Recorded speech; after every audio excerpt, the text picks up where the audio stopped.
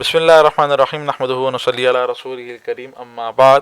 آپ کے سامنے میں نے دو حصے بنائے ہوئے ہیں۔ پہلے والے حصے کے اندر یعنی کہ یہ والے حصے کے اندر ہم جو ہے وہ نحوی ترکیب سے متعلق یعنی کہ بسم اللہ کی جو نحوی ترکیب ہے اس سے متعلق جو نحوی اصول ہیں اس حصے کے اندر ہم وہ نحوی اصولوں کو لکھیں گے، صحیح۔ اور جو دوسرا والا حصہ ہے اس حصے کے اندر ہم بسم اللہ الرحمن الرحیم کی نحوی ترکیب کو کریں گے، صحیح۔ تو بسم اللہ الرحمن الرحیم کی نحوی ترکیب شروع کرنے سے پہلے میں آپ کو یہ بتاتا چلوں کہ ہمارا جو سیزن 4 ہے نحوی ترکیب کورس جو ہمارا چل رہا ہے اس کا سیزن 4 الحمدللہ ہمارا آ چکا ہے اور وہ جار مجرور سے متعلق ہے۔ طلباء کی استعداد کو دیکھنے کے لیے اس کے اندر جو ہے وہ ٹیسٹ بھی ڈالا گیا ہے تاکہ طلباء کی استعداد وغیرہ معلوم ہو سکے، صحیح۔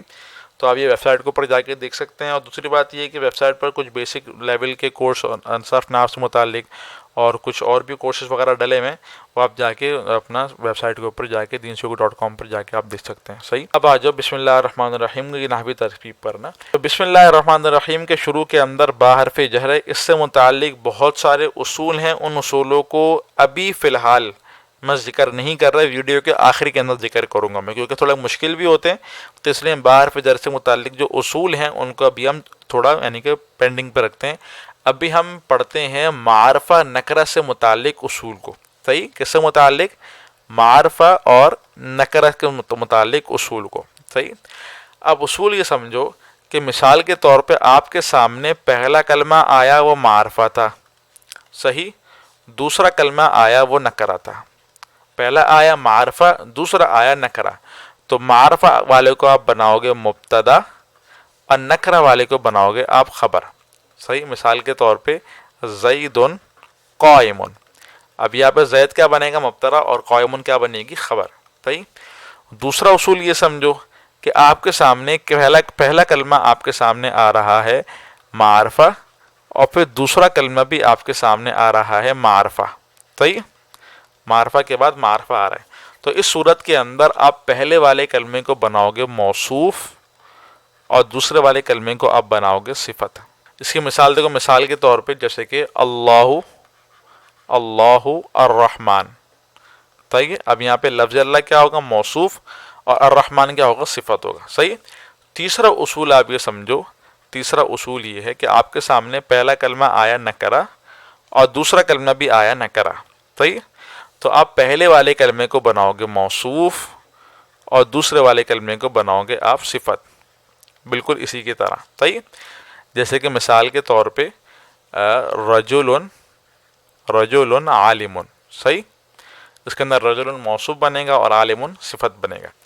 چوتھا اصول آپ یہ سمجھو کہ آپ کے سامنے پہلا کلمہ آیا نکرہ، دوسرا والا کلمہ آیا آپ کے سامنے معرفہ، تو اس صورت کے اندر پہلے والے کلمے کو آپ بناؤ گے مضاف اور دوسرے والے کلمے کو آپ بناؤ گے مضاف الیہ، صحیح ہے۔ مثال کے طور پر جیسے کہ بیت اللہ، صحیح ہے، لفظ اللہ معرفہ ہے، آپ کو معلوم ہے علم ہے، ولہذا بیت ہو جائے گا آپ کا مضاف اور لفظ اللہ آپ کا ہو جائے گا مضاف الیہ۔ کتنے اصول پڑھ لیے ہم نے معرفہ نکرہ سے متعلق؟ 4 اصول پڑھ لیے، صحیح۔ کہ معرفہ کے بعد معرفہ ہے یا پھر نکرہ کے بعد نکرہ ہے تو موصوف صفت بنیں گے، پہلے معرفہ ہے بعد میں نکرہ ہے تو مبتدا خبر، پہلے نکرہ ہے بعد میں معرفہ ہے تو مضاف مضاف الیہ۔ تو یہ میں نے آپ کے سامنے کچھ موٹے موٹے اصول آپ کے سامنے رکھے ہیں۔ یہ سارے کے سارے اصول مطلب ان میں سے اکثر اصول جو ہیں وہ بسم اللہ الرحمن الرحیم کی ترکیب کے اندر استعمال ہوں گے۔ کیوں؟ کیونکہ بسم اللہ الرحمن الرحیم کی ترکیب کے اندر اسم جو ہے ہمارا نکرہ ہے، لفظ اللہ معرفہ ہے، پھر الرحمن معرفہ ہے اور پھر الرحیم یہ بھی معرفہ ہے، صحیح۔ اب ہم نے اصول پڑھا کہ نکرہ کے بعد اگر معرفہ آئے تو کیا کریں گے ہم؟ یہ نکرہ ہے، چوتھا والا اصول دیکھو ذرا، نکرہ کے بعد معرفہ آئے تو کیا کریں گے؟ نکرہ والے کو بنائیں گے مضاف اور معرفہ والے کو بنائیں گے مضاف الیہ، صحیح۔ تو یہاں پہ اسم بنے گا ہمارا مضاف اور لفظ اللہ ہمارا بنے گا مضاف الیہ، صحیح۔ اسم بنے گا مضاف اور لفظ اللہ بنے گا ہمارا مضاف الیہ، اسی طرح ہوگا۔ لیکن ابھی میں اس کو مضاف الیہ نہیں بنا رہا، میں اس کو آگے جا کے مضاف الیہ بناؤں گا، میں ابھی نہیں بنا رہا، ابھی ہم اس کو یہیں پہ روک دیتے ہیں، صحیح۔ اتنا کنفرم ہو گیا کہ اسم ہمارا مضاف ہے، صحیح۔ ہم نے پھر ایک اور اصول پڑھا کہ معرفہ کے بعد معرفہ آئے، اصول نمبر 2، معرفہ کے بعد معرفہ آئے تو موصوف صفت بنیں گے۔ تو لفظ اللہ معرفہ ہے اس کے بعد ایک معرفہ آ رہا ہے الرحمن، پھر دوسرا معرفہ آ رہا ہے الرحیم. تو لفظ اللہ ہمارا ہوگا موصوف، اور الرحمن پہلا معرفہ ہے تو پہلی صفت بن جائے گا یہ لفظ اللہ کی، اور الرحیم دوسرا معرفہ ہے تو یہ دوسری صفت بن جائے گا. صحیح؟ تو کیا ہو گیا؟ لفظ اللہ موصوف، الرحمن صفت اول، الرحیم صفت ثانی. موصوف اپنی دونوں صفتوں کے ساتھ مل کر اب یہ بن جائے گا ہمارا مضاف الیہ. صحیح؟ کیا بن جائے گا؟ مضاف الیہ. اب دیکھو میں نے آپ کو کہا تھا کہ میں لفظ اللہ کو مضاف الیہ بناؤں گا، تو میں نے پورے کو ملا کر، یہ پورے کو میں نے ملا کر کیا بنا دیا؟ مضاف الیہ. صحیح؟ یہ ہمارا مضاف الیہ بھی آ گیا اور ہمارا مضاف بھی آ گیا. اب مضاف اپنے مضاف الیہ کے ساتھ مل کر کیا بنے گا؟ اب یہ مضاف آ گیا، ہمارا مضاف الیہ آ گیا. اس سے پہلے ہمارا آ رہا ہے با حرف جر. صحیح ہے؟ اب ہمیں اس با حرف جر سے متعلق جو اصول ہیں، اب ہمیں ان اصولوں کو دیکھنا ہے. تو یہ معرفہ نکرہ کے اصولوں کو میں چھوٹا کر دیتا ہوں نا. صحیح ہے؟ یہ میں نے چھوٹا کر کے سائڈ میں کر دیا. صحیح؟ اب ہمیں دیکھنا ہے کہ کیا دیکھنا ہے ہمیں؟ با حرف جر سے متعلق اصولوں کو. صحیح؟ حروف جر سے متعلق ہمارا پہلا اصول اور بالکل بنیادی اصول وہ یہ ہے کہ حرف جر جب بھی جملے میں آئیں گے، جیسے کہ ابھی ہمارے سامنے بسم اللہ الرحمن الرحیم حرف جر جملے میں موجود ہے، تو حرف جر جب بھی جملے میں آئے گا تو کسی نہ کسی فعل سے یا شبہ فعل سے جڑے گا. فعل سے متعلق ہوگا یا شبہ فعل سے متعلق ہوگا.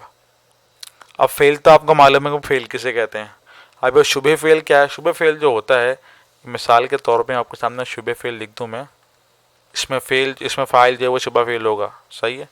اس میں مفعول جو ہے وہ شبہ فعل ہوگا. اسی طرح صفت مشبہ، اسی طرح اسم تفضیل، اسی طرح مصدر، اسی طرح مبالغہ، اسم مبالغہ.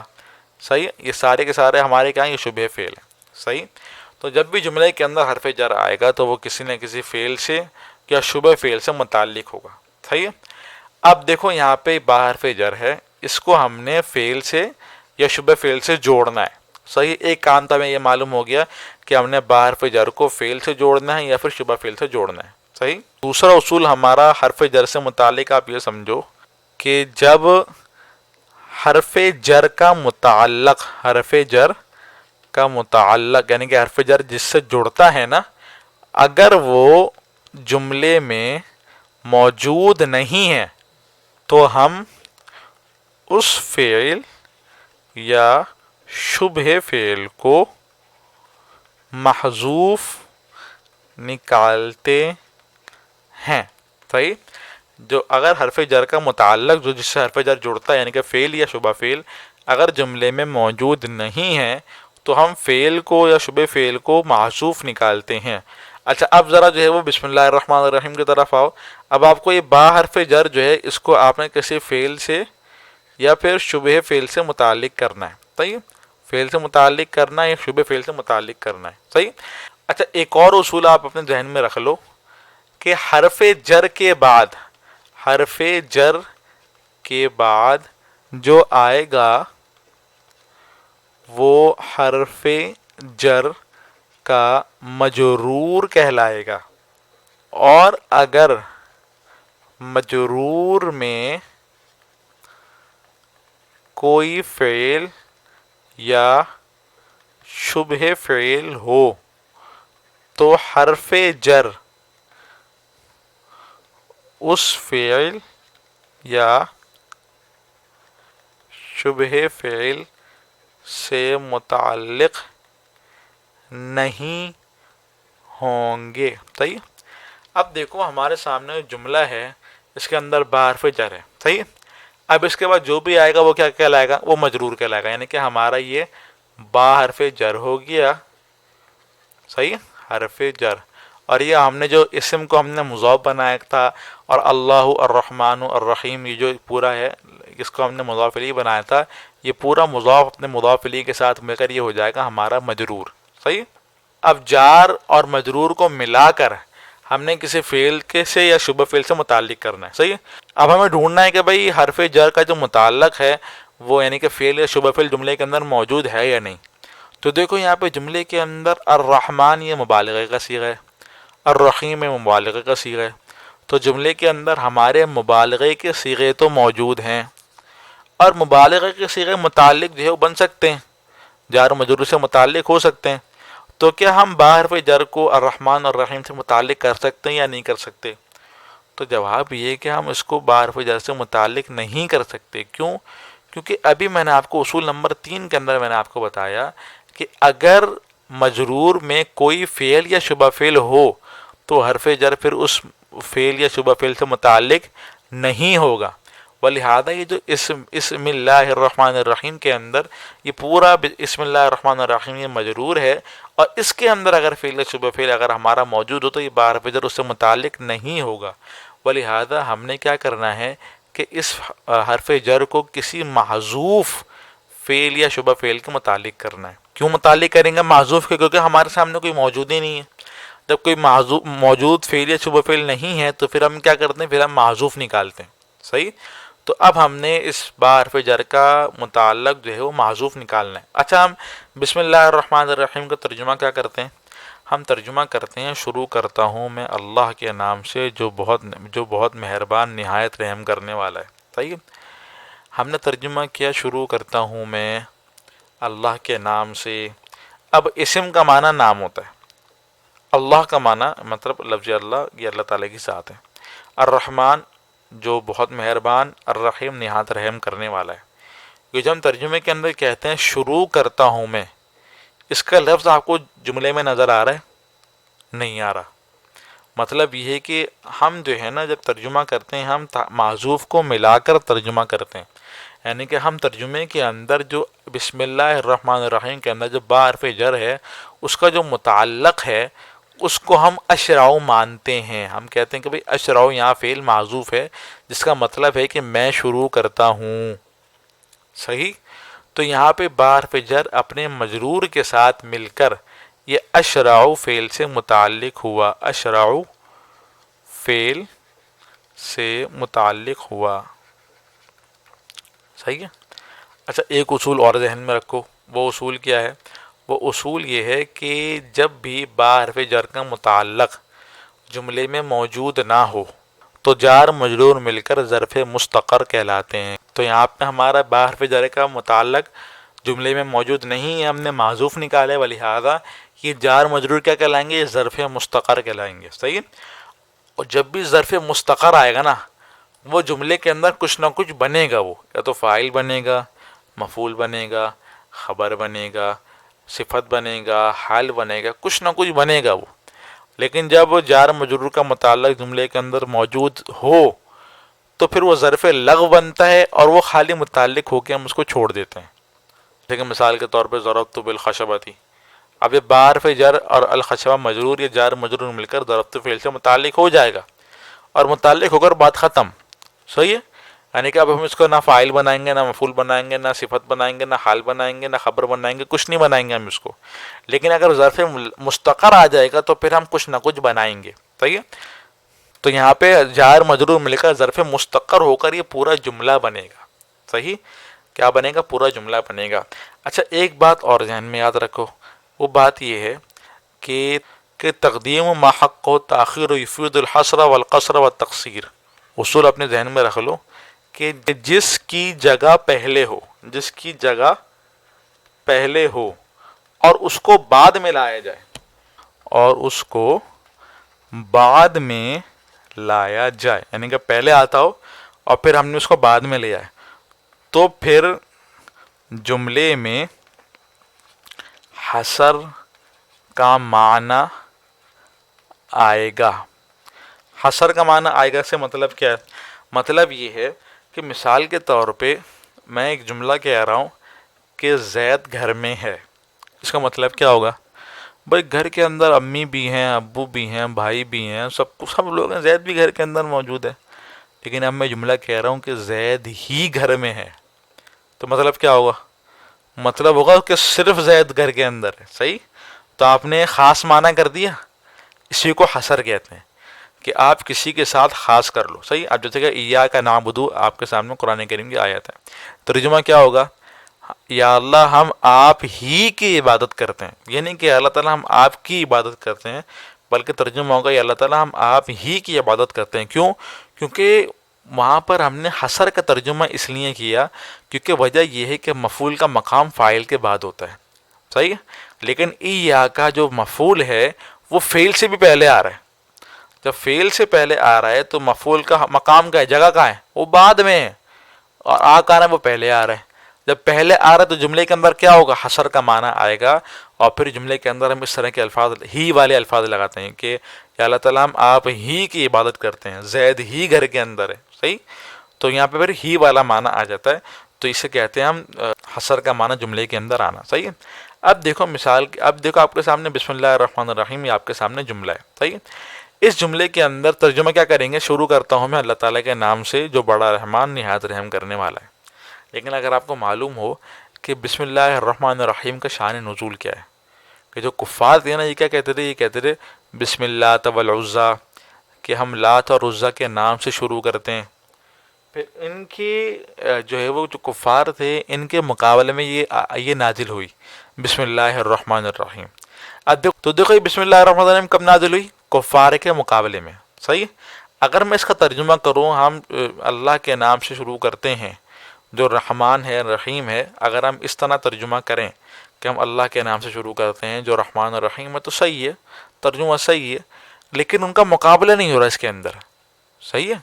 لیکن اگر میں ترجمہ یہ کروں کہ ہم اللہ ہی کے نام سے شروع کرتے ہیں جو رحمان الرحیم ہے، اب مقابلہ ہو رہا ہے نا.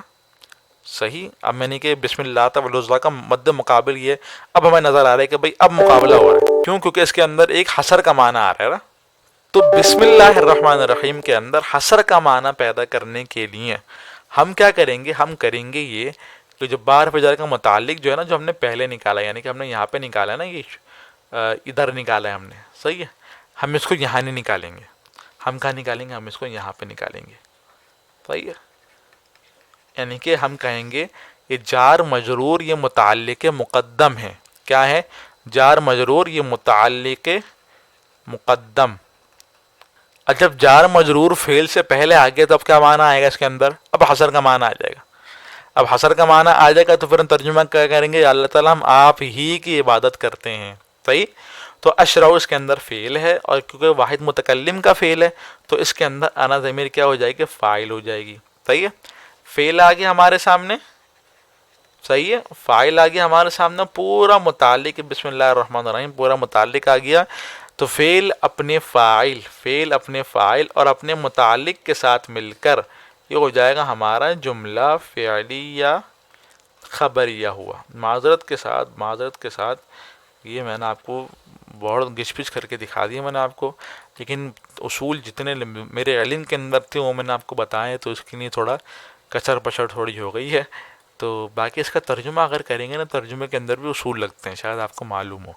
تو ترجمہ اگر ہم کریں گے تو اس طرح کریں گے کہ شروع کرتا ہوں میں اللہ تعالیٰ ہی کے نام سے جو رحمان ہے اور رحیم ہے. تو یہاں پہ ترجمے سے متعلق بھی کچھ اصول ہیں.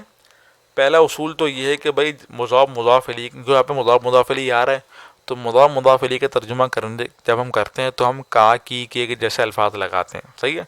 تو بسم اللہ الرحمن الرحیم شروع کرتا ہوں میں اللہ تعالیٰ کے نام سے. صحیح. اب یہ لفظ کے آ رہا ہے نا، یہ کیوں آ رہا ہے؟ کیونکہ ہم نے مضاف مضاف الیہ کا ترجمہ کیا. صحیح. اللہ تعالیٰ کے نام سے جو رحمان اور رحیم ہے. صحیح. یعنی کہ وہ اللہ جو رحمان اور رحیم ہے. صحیح. تو یہاں پہ موصوف صفت کے ترجمے سے متعلق بھی اصول لگے ہیں کہ جس کے اندر موصوف سے پہلے لفظ وہ لگاتے ہیں. اگر موصوف صفت دونوں معرفہ ہوں تو موصوف سے پہلے لفظ وہ لگاتے ہیں. تو میں نے اس لیے کہا کہ وہ اللہ جو رحمان ہے اور رحیم ہے. صحیح. تو ترجمے سے متعلق ہمارے تین باتیں ہو گئیں. پہلی بات یہ کہ ہم نے حصر کا ترجمہ کیا کہ شروع کرتا ہوں میں اللہ تعالیٰ ہی کے نام سے.